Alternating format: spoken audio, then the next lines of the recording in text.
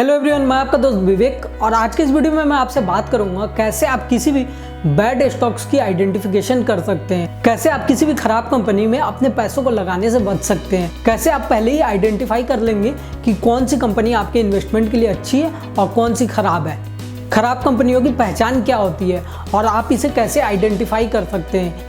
इन सारे सवालों के जवाब आज के इस वीडियो में मैं आपको बहुत ही आसान शब्दों में प्रोवाइड करूंगा। आप बहुत ही आसानी से किसी भी बैड स्टॉक्स में इन्वेस्टमेंट करने से बच सकते हैं, तो इस वीडियो को आखिरी तक आप जरूर देखें। तो चलिए शुरू करते हैं। किसी भी कंपनी के स्टॉक्स को आपको खरीदते समय सबसे पहले आपको कंपनी की डेट रेशियो देखनी पड़ती है।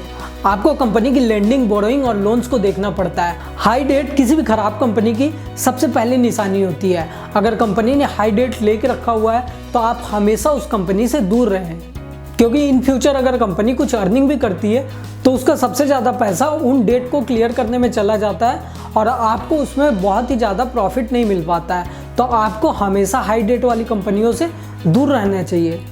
अनदर चीज़, किसी भी कंपनी के स्टॉक को खरीदते समय आपका दूसरा फोकस ROI पे होना चाहिए, रिटर्न ऑन इन्वेस्टमेंट। वो कंपनी अपने इन्वेस्टमेंट के ऊपर कितना रिटर्न जनरेट कर रही है। अगर आपको उस कंपनी में बहुत ही कम ROI देखने मिलता है तो आपको उस कंपनी से दूर रहना चाहिए, क्योंकि उस कंपनी में अगर आप इन्वेस्टमेंट कर रहे हैं तो आपके इन्वेस्टमेंट के ऊपर बहुत ही कम रिटर्न जनरेट होगी, तो आपको बहुत ही कम प्रॉफिट मिलेगा।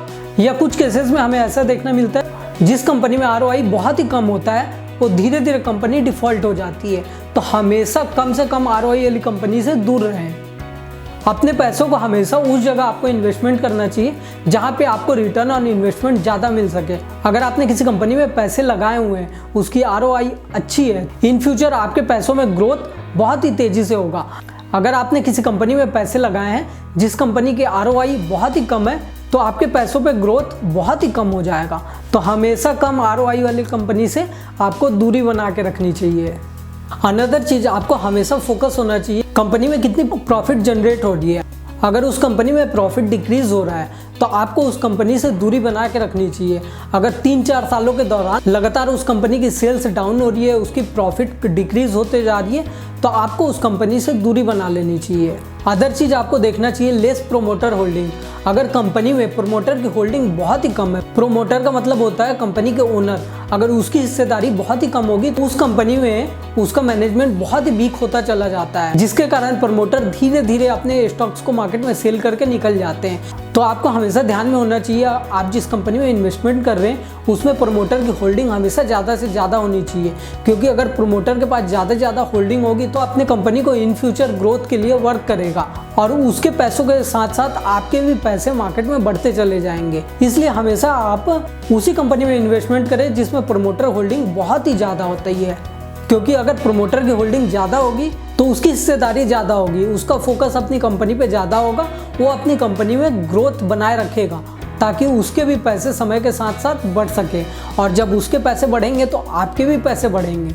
तो हमेशा कंपनी चुनते हुए हाई प्रमोटर होल्डिंग वाली कंपनीज को ही चुने, लो प्रमोटर होल्डिंग वाली कंपनियों से दूर रहें।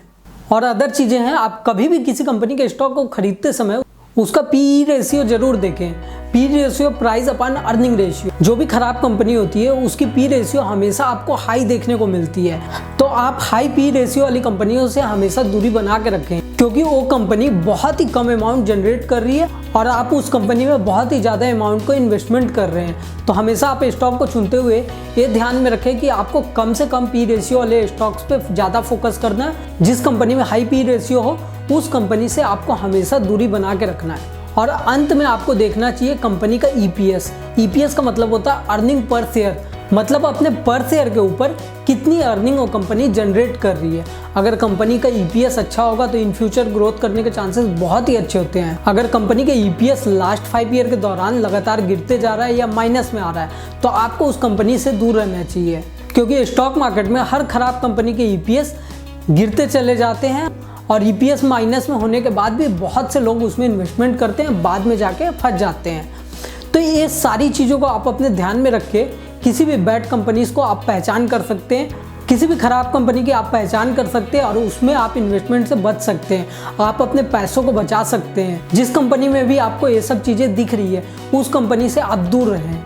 ये सारी चीज़ें किसी भी बैड स्टॉक्स की पहचान होती है। अगर आपको ये वीडियो इन्फॉर्मेटिव लगा हो और आपको वीडियो में दी हुई बातें पसंद आई हो तो इस वीडियो को ज़्यादा से ज़्यादा लोगों तक शेयर करें ताकि अदर लोग भी जान पाए कि स्टॉक मार्केट में बैड स्टॉक्स की आइडेंटिफिकेशन कैसे करते हैं। और इस वीडियो को लाइक और हमें सपोर्ट करने के लिए इस चैनल को सब्सक्राइब जरूर करें। इस वीडियो को देखने के लिए आप सभी का धन्यवाद।